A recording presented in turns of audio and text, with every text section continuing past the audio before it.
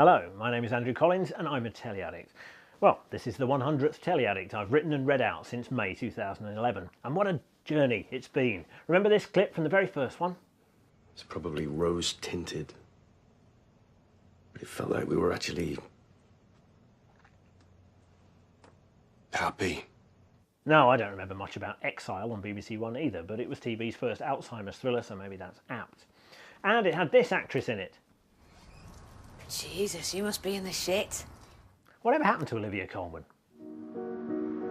The real question is, I wonder what will happen to Olivia Colman now ITV's smash hit Broadchurch has ended. Go somewhere else, give the kids a fresh start. Your life is here. How can I walk down the high street now? What about you? He'll be in everything, just like you will. But there's no denying the long-range emotional power of Colman's performance in Broadchurch, whose finale either paid off the previous 7 episodes of suspicion creep adequately or inadequately, delete as applicable. For me, it was the getting there that counted, and the getting there was good. Oh, I'm done. Medical doubt, it's all over. Look at us, former detectives club. And that's surely how they'll get a second series out of Miller and Hardy. I'd watch it. We didn't have to wait long to see David Tennant again. He left Dorset on Monday and, with just enough time to paint the ceiling, turned up in Westminster on Thursday as the politician's husband on BBC Two. A luxurious 18 years after The Politician's Wife for Channel 4, writer Paula Milne returns to the fertile topsoil of parliamentary matrimony, but in the Balls-Cooper era, with Tennant as the Secretary of State for Work and Pensions, who resigns in a failed leadership bid and has to face less work and more pension. With barely enough time to reconnect with his obligatory autistic son, his mousy rising star of a wife, Emily Watson, is manoeuvred into work and pensions by the very Machiavellis who manoeuvred him out. So Tennant turns armchair Machiavelli and starts picking out his wife's outfits. They're a bit Theresa May, aren't they?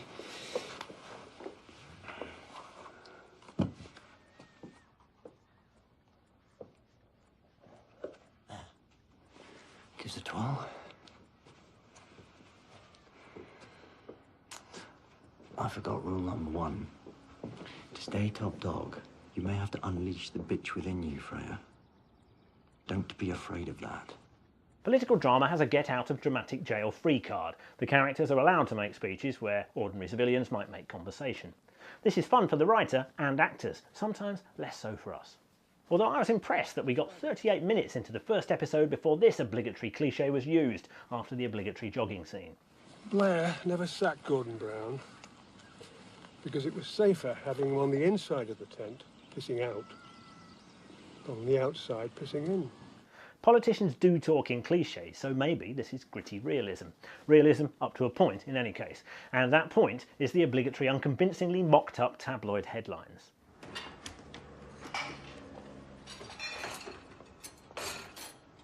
Slow news day for The Sun. And what a shame all of its headline writers were on holiday. A disappointing eye-off-the-ball moment for the props department there, who had the mocked-up cabinet meeting room down to a T. Give or take a couple of windows on the far wall at the end, but let's not be too anal. On points, my approval rating for The Politician's Husband is just about high enough to lure me back for more. The supporting cast is sterling, Jack Shepherd, Ed Stoppard, the criminally underused Roger Allam, and it's implicit from this scene in the Cabinet Office that Watson's mouse is destined to roar. Feel the almost sexual hum of power coming off that blotter. Someone more eagle-eyed than me spotted that Milne has named all of her characters after characters in what some might regard as a slightly more substantial political drama, The West Wing.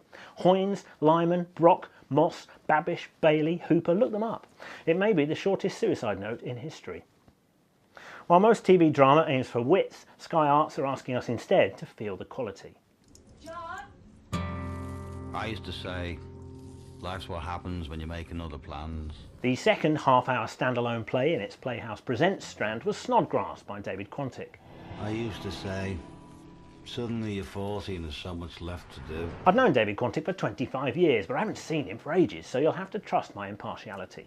I used to say, a wop bop a loo bop a womp bam boom. An imagined day in the life of John Lennon if he'd left the Beatles in 1962, it was a gleaming gem. I used to say a lot of things.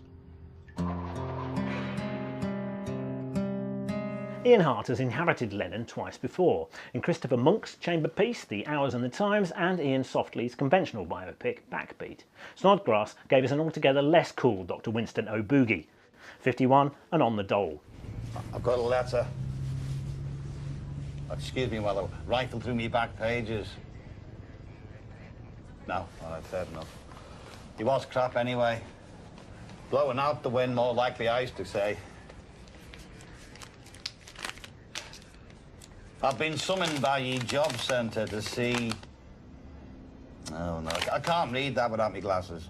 Played in the saddest key of all, Snodgrass gave Lennon back his wisecracks, but instead of being lapped up by the world's press at airports or around an Amsterdam hotel bed, they echoed off grey walls of administrative indifference. This was the only Hilton the alternative Lennon was going to. Based on a short story by a science fiction writer and alternative historian I can't pretend to have ever heard of called Ian R. MacLeod, the film's Beatles references were never heavy-handed. Oh, well, talk of ye devil. Note How Do You Do What You Do To Me, which the Beatles recorded as their first single, but which was scrapped in favour of Love Me Do. And when one of the terrestrial broadcasters starts commissioning and funding half-hour standalone plays, maybe all the acting and writing talent being greedily gobbled up by Sky will come back. Oh, and a nod to former Boo Radley, Martin Carr, who wrote the lovely fake Lennon songs. Still a mountain top.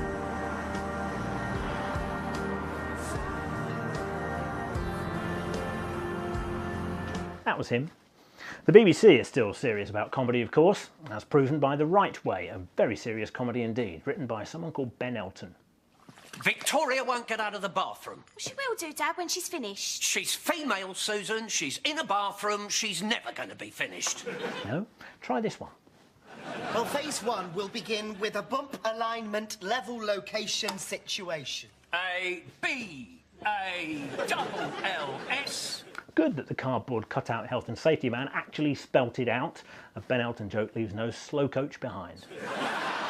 Followed by an upsizing procedure. You, A. It's rather a solemn moment, really, isn't it? No need to editorialise, other than to add, I used to love Ben Elton. On an even less funny note, the semi-finals of MasterChef reached a new pitch of cruelty on BBC One when two previously dazzling contenders fell foul of visiting MasterChef-hating monster Marcus Waring in the fine dining round. Some viewers may find the following scenes distressing. It's as far away from fine dining as North Pole, South Pole. Wait, Dale's not crying yet. Give him another helping. And if you took the sauce out of the equation, it's not very good. Time for John to join in the bullying because he wants to get in with the bully and not the victim. You can't keep on reinventing the wheel, Dale. OK, don't worry, mate. Don't worry. Assassination doesn't get much tougher than this. Although it was Greg who played the social worker. Yeah, shake your hand. You're all right. Sorry, I can't believe I'm crying. It's OK. It's all right. They say that the quality of the amateur cooks on this series has reached a new level of invention and skill, which explains the high stakes. I just hope next year the judges don't actually force anybody's head into a deep fat fryer. I'm absolutely speechless. I think that's appalling. Is it too late to withdraw my application? On a lighter competitive cookery note, it's sad that the BBC lost the rights to Mad Men and its tiny audience, but Don Draper's copywriter Stan managed to squeeze in a plug for one of the corporation's better loved shows this week. Ted, you want to come in? I hope you left us something.